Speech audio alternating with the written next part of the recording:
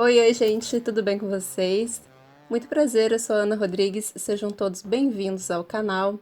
Aqui, toda semana, eu conto a história de um caso criminal enquanto eu vou fazendo a minha maquiagem. Então, se tu gosta de casos criminais ou de maquiagem, deixa um like pra mim, te inscreve no canal e ativa o sininho das notificações. Também me segue lá no Instagram, porque eu tô sempre conversando com vocês por lá.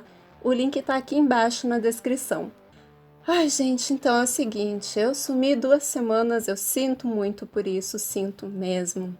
Acontece que se tiver algum lugar que registre os lugares mais barulhentos do mundo, eles deveriam vir aqui na minha rua, porque essa rua é uma barulheira.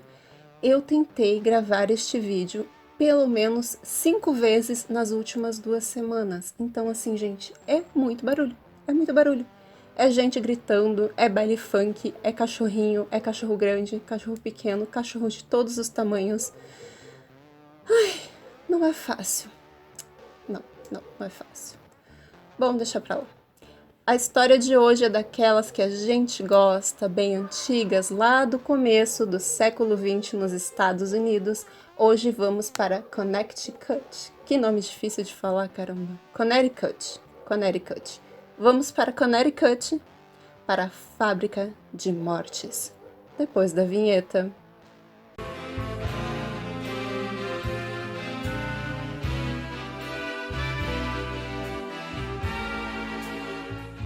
A Amy Duggan nasceu no Halloween de 1873, numa cidade chamada Milton, em Connecticut. Ela foi a 8ª filha dos 10 que tiveram o casal James Duggan e Mary Kennedy. Eu não encontrei muita coisa a respeito da infância da Amy. Só o colégio que ela frequentou, que era ali da região mesmo. Fora isso, absolutamente mais nada. Ela casou em 1897 com um homem chamado James Archer, que ela herdou então o sobrenome pelo qual ela é conhecida hoje como uma serial killer. Então ela passou a se chamar Amy Archer. A única filha que o casal teve nasceu em dezembro daquele ano. E então, em 1901, eles resolveram mudar de cidade para começar a trabalharem como cuidadores de idosos. Bom, na verdade era apenas um idoso, o viúvo John Seymour. Ele era muito rico e tinha os seus filhos que cuidavam apenas dos seus bens materiais e precisavam de pessoas que cuidassem dele o tempo inteiro. Então, o casal Archer, junto com a sua filha, permaneceram na residência deste homem, cuidando dele até que em 1904 ele faleceu. Como eles já tinham alguma experiência em cuidar de idosos, eles pensaram, por que a gente não faz alguma coisa com esse nosso novo dom, digamos assim? Então eles fizeram um acordo com os herdeiros do Sr. Seymour. Eles alugaram a residência e a transformaram em uma casa para cuidados de idosos.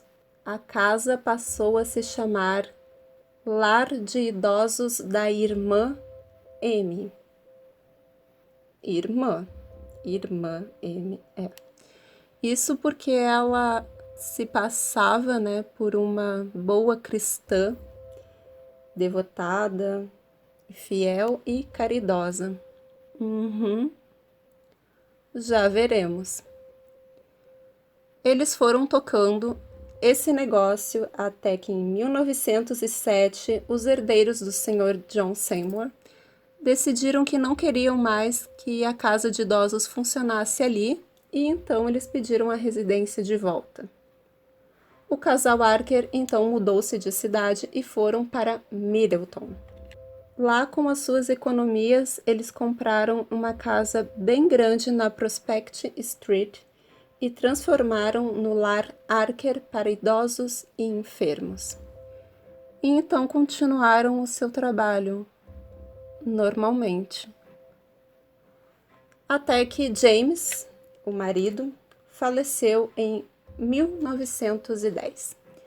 A causa da morte foi dada como natural, uma doença biliar, só que aqui começamos a desconfiar de algumas coisas.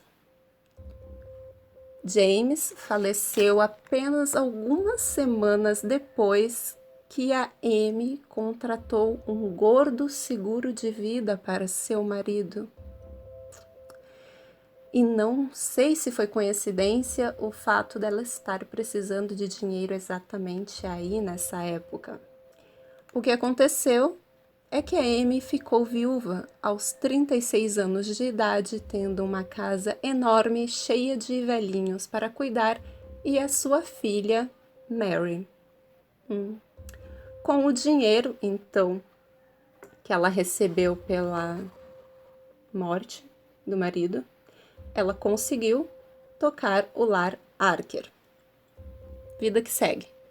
Só para ela, né? Porque para os outros. Em 1913, a Amy casou-se novamente.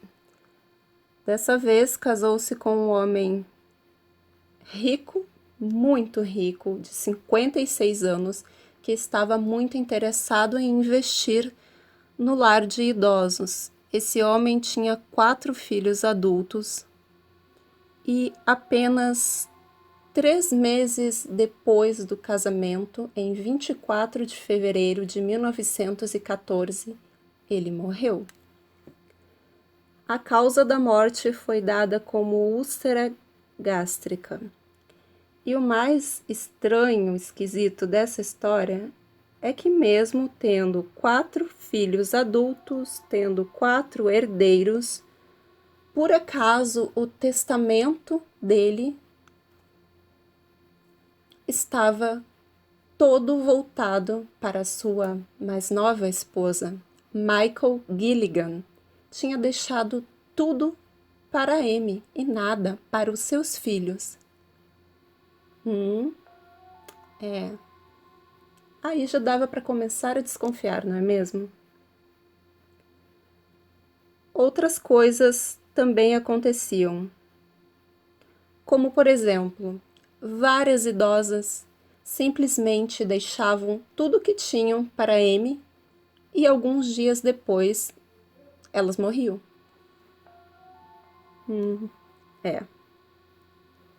Mas tudo começou a mudar para a Amy na manhã de 29 de maio de 1914, quando um residente do lar de 60 anos de idade chamado Franklin Andrews, um homem completamente saudável, estava fazendo trabalhos de jardinagem alegremente, saudavelmente e felizmente.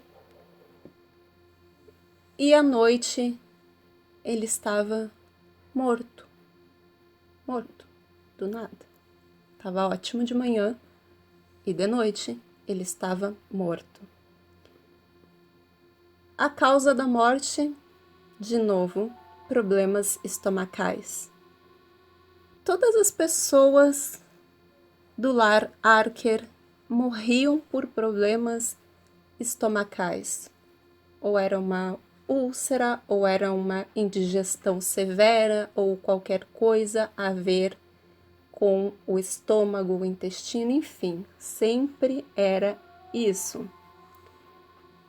Outra coisa, a Amy esperava anoitecer para chamar a funerária e o médico. Ela dizia que era para não perturbar os outros residentes da casa com a retirada dos corpos dos falecidos. E olha que não era pouca coisa, não. Em poucos anos de funcionamento da casa, entre 1911 e 1916, 48 pessoas morreram. Não era normal. Não era normal. Uma taxa de óbitos assim tão grande, só se houvesse a circulação de alguma doença altamente contagiosa, o que não estava acontecendo na época. Franklin Andrews tinha 4 irmãos e eles foram lá na casa buscar os pertences de seu falecido irmão, quando sua irmã, chamada Neely Pierce, começou a vasculhar cartas e escritos onde seu irmão falecido desabafava que Amy Archer Gilligan vivia o importunando por causa de dinheiro. Ela queria dinheiro dele o tempo inteiro. Inclusive, Neely encontrou um comprovante de empréstimo de $500. $500 naquele tempo valia cerca de $14.500 na cotação de hoje. Neely Pierce então ficou muito desconfiada daquela situação e então foi até o promotor público da cidade.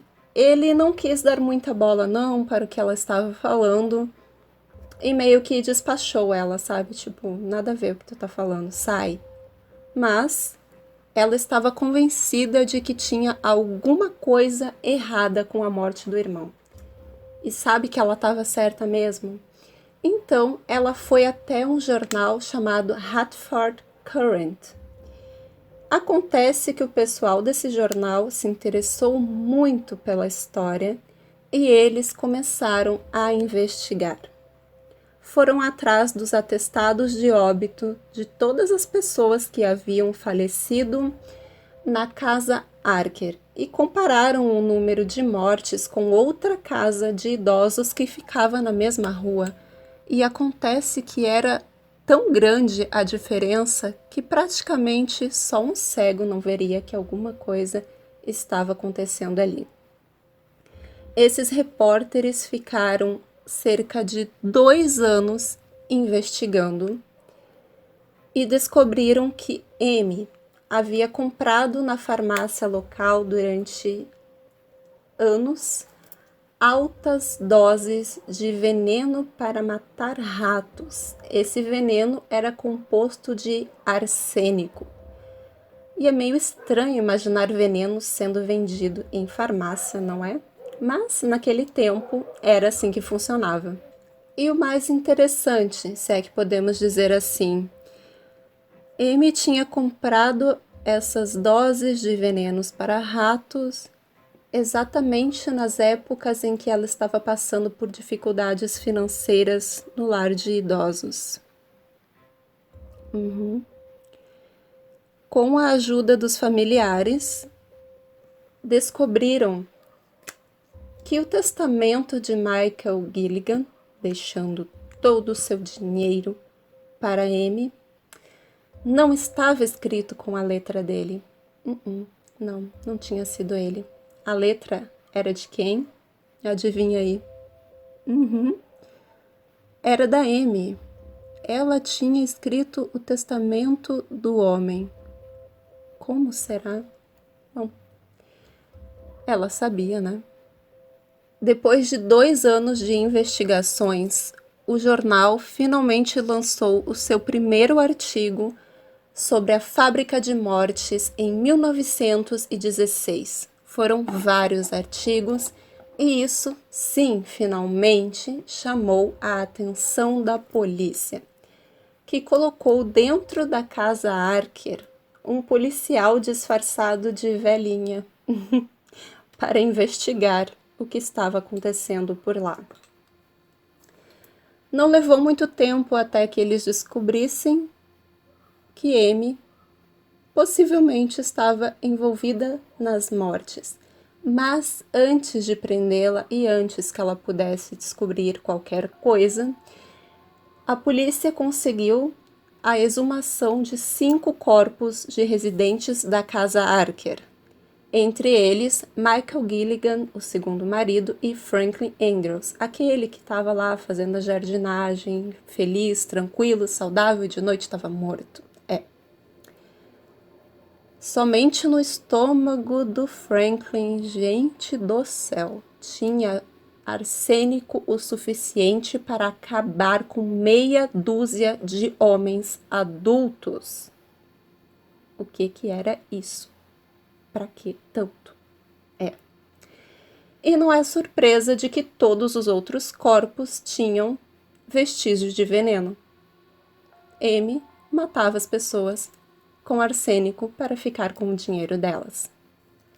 Amy Archer Gilligan finalmente foi presa em 1917, acusada pela morte de apenas 5 pessoas, mas os historiadores têm certeza de que essa mulher matou mais de 50 pessoas ao longo de sua carreira como cuidadora de idosos. Só que não, serial killer mesmo. O seu advogado de defesa, pagando bem até o diabo tem advogado, né? Como é que pode? Enfim. Ele conseguiu fazer com que Amy fosse julgada apenas pela morte do Franklin Andrews. O que não fez muita diferença para ela, porque o júri levou apenas poucos minutos para condená-la à forca. Então, ela foi presa enquanto esperava a sua pena ser cumprida. Ela apelou e em 1919 ela conseguiu fazer com que o primeiro julgamento fosse anulado. No segundo julgamento, as coisas não mudaram muito para ela. A pena dela passou de enforcamento para prisão perpétua. Então, ela foi para a cadeia. Porém, em 1924, ela foi declarada como temporariamente insana e foi enviada para o lar de insanos e enfermos de Middleton.